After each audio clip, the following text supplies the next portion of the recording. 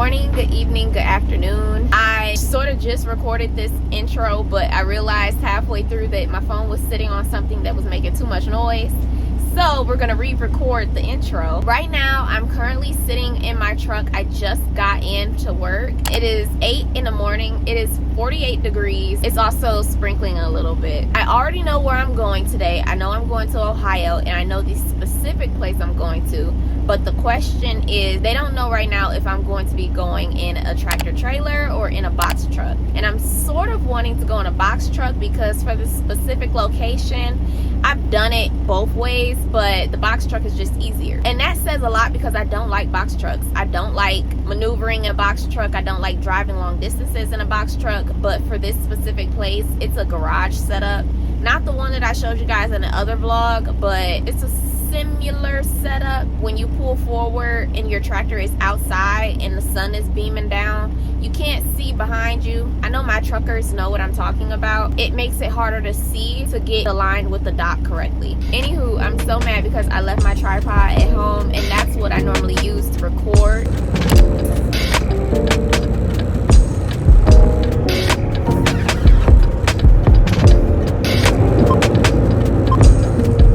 So the OGs know that I love to read, and if I'm not reading, I'm listening to an audiobook. But I've never really talked about my hobby of writing. The first book I've ever written, I still have, and I was 7 years old when I wrote it. As terrible as the book was, it's still so cute that I have it still. This year though, I've been feeling nudged to get into my writing bag a little bit more, as in to take it seriously, or just not even to take it seriously, but to maybe share that part of myself.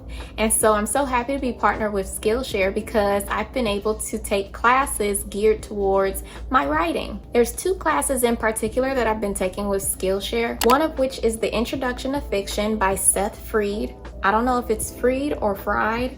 Sorry, Seth. I really like this class because it teaches me how to write a first draft, character development, and how to create an outline for a story. And I'm also on the side taking a time management and productivity class, Productivity Today by Kevin Siskar. I really love these classes in conjunction with one another because if I'm going to try to take my hobby seriously, I do have to work hard at time management and being productive. I've been a Skillshare member for a while now. I'll say a couple of years, but this year specifically, it's proven to be so much more useful for me considering most of my hobbies they have classes for on their platform. And so if you're looking towards building a skill or gaining new information about your newfound hobby, Skillshare has been generous enough to offer a 1-month free trial to the first 1,000 people to click on the link in the description box below. Let me know the classes that you guys are checking out on Skillshare, and I want to thank you, Skillshare, for partnering with me on today's video.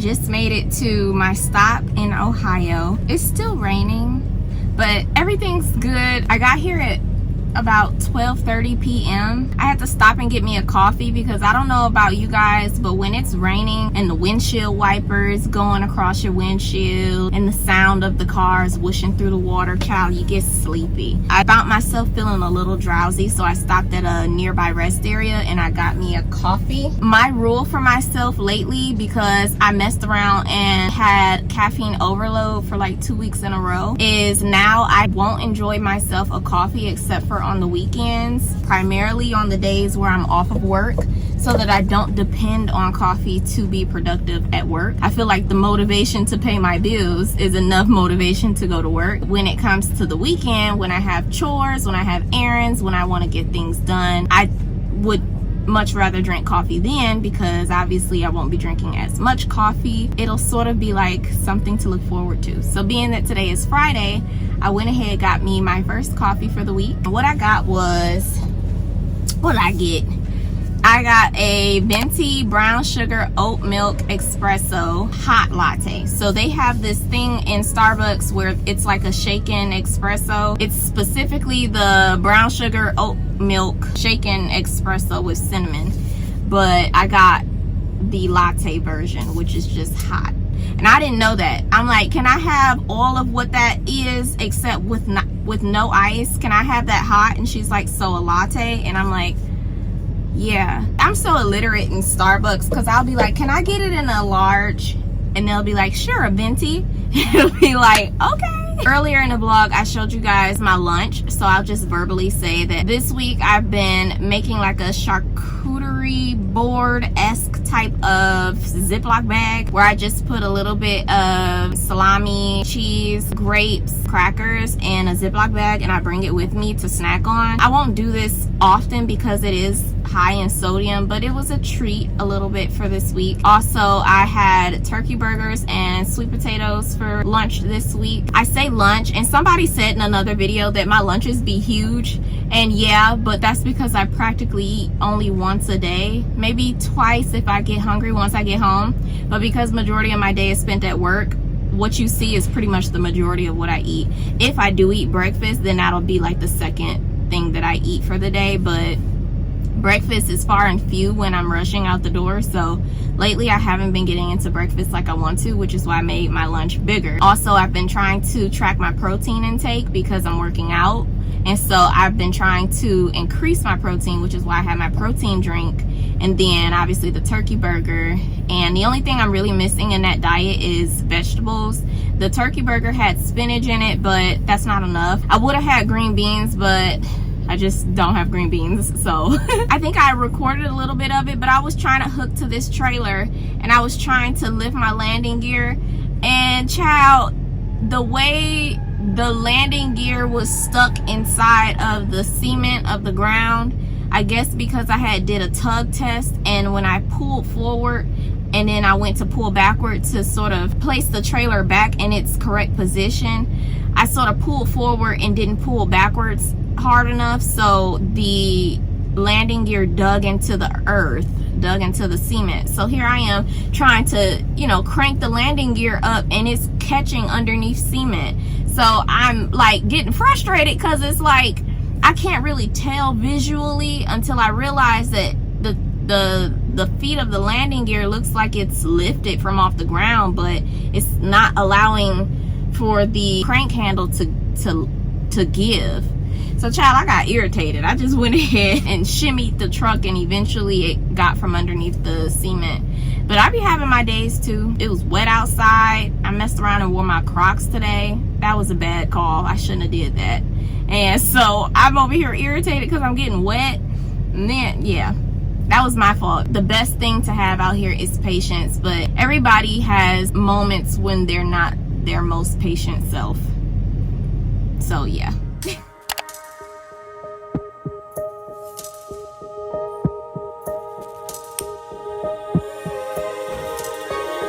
Finally don't get enough. Finally been riding on my way. Finally woke up with some luck in the book. I don't give a what someone say. Finally got my friends in the back of my roller. We gon' make it big one day. We gon' make it big, I say. We gon' make it big, just stay in there. Stay in the moment. Stay in the moment with me. Give you a moment. Give you a moment with me. Smell all the roses. Smell all the roses with me. Just give you a moment. Stay in the moment with me. You woke up from a while. Haven't seen you smile since December. Ripped your heart, got a brand new one since you got lost in November. See it in your eyes when we leave for the night. Way too many heartbreaks still on your mind. Let the flame burn down for a while. Let the flame blur out for a while. Stay in the moment. Stay in the moment with me. Give you a moment. Give you a moment with me. Smell all the roses. Smell all the roses with me. Just give you a moment. Stay in the moment with me.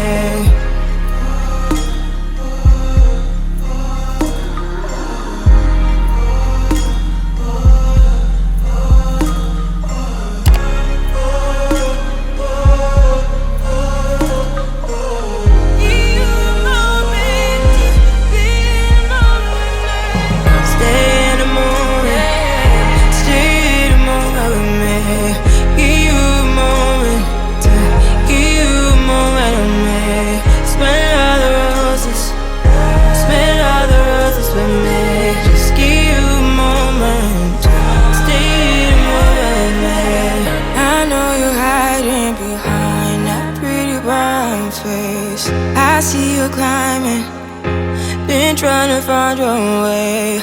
Let's see you smiling. Since we were stuck in late, babe, come jump the rooftop and come watch the skyline with me.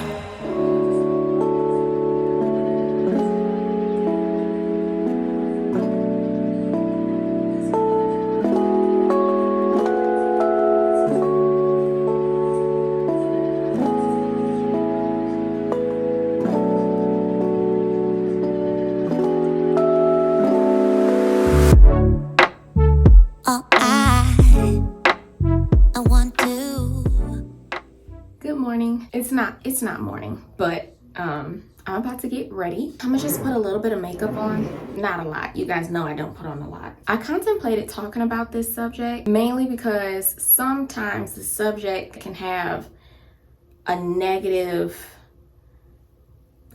atmosphere to it, but I figured why not try to make it positive? Why not come at it from a renewed or just a better perspective? The reason why I even wanted to talk about this subject is because I got a comment and I didn't necessarily take it the wrong way, but it did grieve me a little bit. I'm really just like, well, let me use that comment as an example for this conversation. So I'll leave the comment below. I am gonna leave the name of the person out of it because I mean, this isn't a blast against that person. I think the premise of the comment that was made was like, I'm 26, which I'm 26, I turned 26 in November.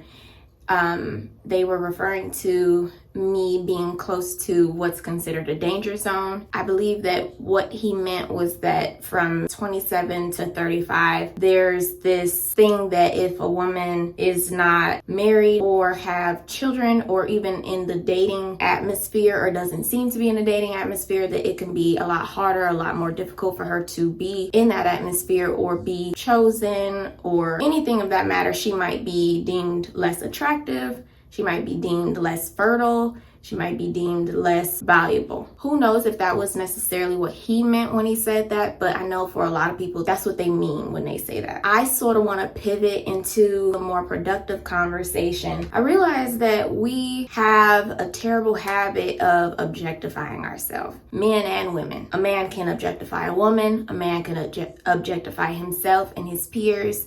A woman can objectify a man. A woman can objectify herself and her peers. For example, for men, a lot of times when you hear the general public speak about a high value man, they often associate that with how much he makes in a year, how tall he is, how fit he is. Most of the times, those things are built off preference and not what is truly valuable. As a man, you are way more valuable than how tall you are, how much money you make, how many figures you make in a year. You are a complex being. You have strengths, you have weaknesses, intellect, you have skills, talents, experience. You have so many things about you that make you who you are. You were made in God's own image. You are a human. There are people that love you for who you are, and you do not have to base your worth on someone's preference. So if someone says they would prefer a man to be 6 foot tall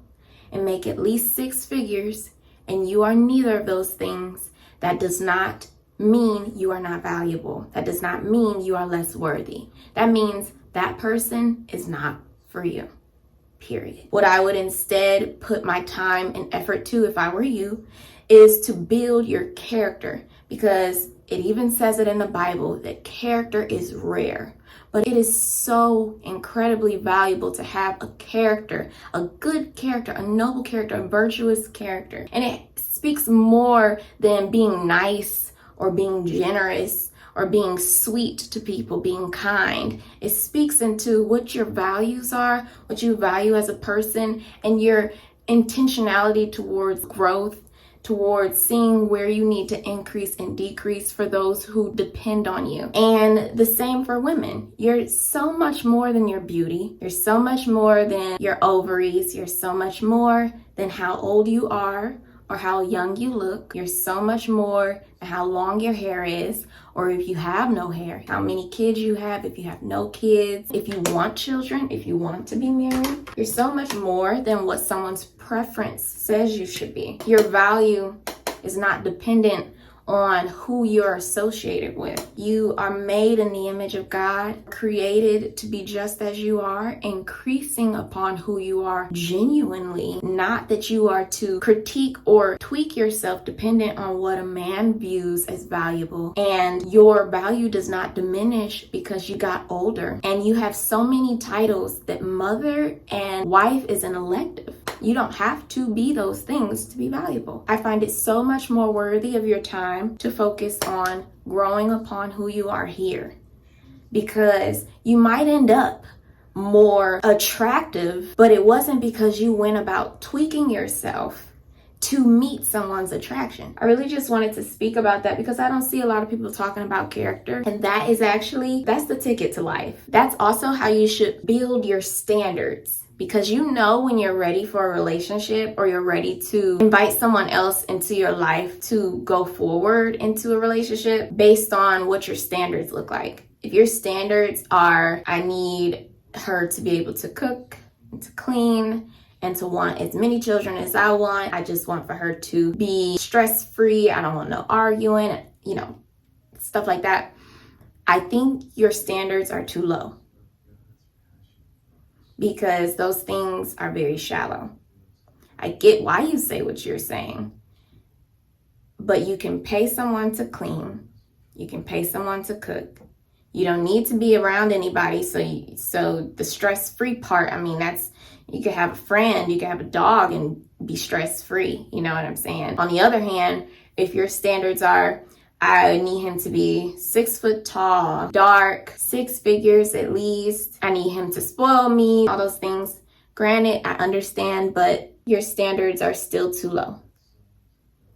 Because where's the meat at? Where's the meat of those standards? Where's the character at? Where's the heart at? I think people are missing it. Like, the character is the source of all the things that you're looking for.